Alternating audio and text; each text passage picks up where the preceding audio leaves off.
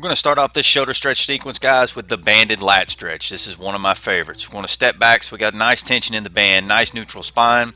We're going to let the band pull our arm forward. As you can see, I'm stretching my right arm in this one, so I'll shift my hips over to the left. That gives me a nice deep stretch down that lat. In the event I don't want to move my hips over, I can also step the right leg back behind. And you can just switch sides for this to make it work on the left side as well. Personally, what I like to do though, stretch the right arm up, I'll move my hips over to the left. If you're having trouble keeping that palm up, you can see where I take my hand, place it on top of my right hand to keep that thumb up. Now here you'll see where I have a bent elbow. Don't let that elbow bend. Let the band pull you. Don't pull the band itself. From here, we're going to move into a banded chest and shoulder stretch. You'll see I'm just secured into the band, stepping forward with a lot of tension, getting a nice stretch throughout my chest and shoulder right here. Now, the big key to this one also, guys, is not to bend the elbow. You'll see how it loses tension and a lot of pressure and stretch that we're getting throughout that shoulder and our chest. You see here with this bent elbow, we want to stay away from that. You want to have fully extended, turning as away from the band as much as possible to get a nice deep stretch. The next stretch in this sequence is the banded shoulder stretch. This one's fairly the easiest in the sequence.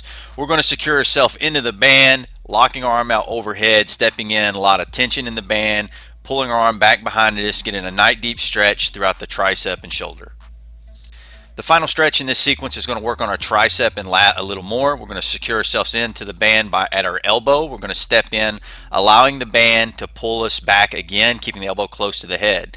As you'll see right here, this is what it looks like when the elbow is away from the head. You don't quite get the stretch on it. Make sure the elbow is secured close to the head, straight up and down, to get a nice deep stretch down that tricep.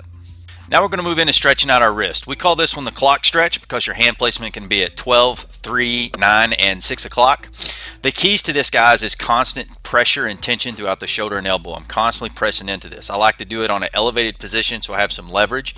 We can do this more dynamic and static. As you'll notice, there's times I'm doing some elbow rotations, but I'm keeping my arms fully locked and extended. I'm moving back and forth, but this gives a lot more play into our wrist. Now, once I am done fully stretching out in different positions, I will turn my hands over, as you'll see right here. And in this position, what we're going to do now is we're going to roll around. This is why I also like to do it on a softer surface, because this is a lot of pressure on the wrist, but we can get some muscle symmetry here and stretch out both sides of our wrist. Now, this is one of everybody's favorite stretches. You'll see this almost any gym that you visit. This is the couch stretch. We're going to start with securing our leg onto a surface, the lead leg that's not being stretched. I like to start with a vertical shin. This is a really, really good stretch, guys, for stretching out that quad, hip flexors, and the hip as well. Once we are in this position, we can simply start to squeeze our buttocks together, pushing our hips forward to get a nice deeper stretch into this motion. This is one of the favorites before any type of squat motion I use. I highly recommend this for loosening up those quads, hip flexors, and hip. Now, there are some people that struggle getting in this position due to balance. One thing I like to have them do is use a PVC pipe for assistance. This will help secure them in that upright position so they can still work on loosening up before going into activation. Band pull aparts is one of my favorite primer exercises ever. It's a great way to get the subscap ready for some activation and training each day. Now, a couple key elements to this. You want to keep constant tension in the band. You don't want to see any slack whatsoever. We're going to keep the elbows nice and straight. As we pull back, we're trying to pull our shoulder blades back and down, as you'll see right here. The elbows are still locked in the rear position. My shoulder blades are moving together and down, locking in position the same way they would be if I was pressing weight overhead, pressing weight from my back. Now, a couple bad reps, you guys can see, slack in the band, jerking. This right here just looks silly, and I don't want you guys to do this motion or use bent elbows.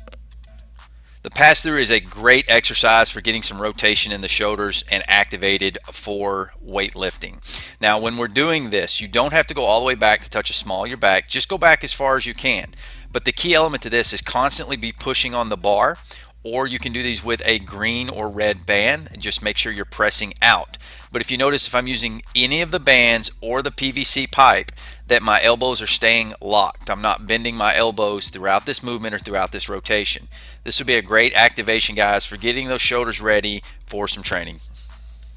Scap hangs. Besides the band pull aparts, this is one of my favorite activation exercises. We're simply hanging from a bar. We're pulling up on the bar while pushing away and rotating my elbows in. This will allow my subscap, those back shoulder blades, to travel back and down into place, the same place I like to have them when I'm moving weight out in front of me or overhead. The big thing, guys, is making sure that those elbows rotate in. That's going to help keep that constant tension for those shoulder blades.